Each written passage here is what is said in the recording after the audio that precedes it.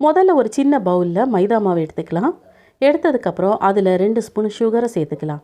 அது கூடவே 1/4 ஸ்பூன் உப்பு, 1/2 ஸ்பூன் மஞ்சள் தூள், நம்ம எடுத்த அதே பவுலையே 3/4 கப் அளவு தண்ணி சேர்த்து இதை ஒரு விஸ்கு வச்சு கலந்து விட்டு 1/2 மணி நேரத்துக்கு அப்படியே விட்டுருலாம். உடனே யூஸ் பண்ணுறதா இருந்தால் ஒரு பிஞ்ச் அளவு பேக்கிங் சோடா சேர்த்து நம்ம யூஸ் பண்ணிக்கலாம். அதுக்கப்புறமா நல்லா பழுத்த 2 நேந்திரம் பழத்தை எடுத்துக்கலாம்.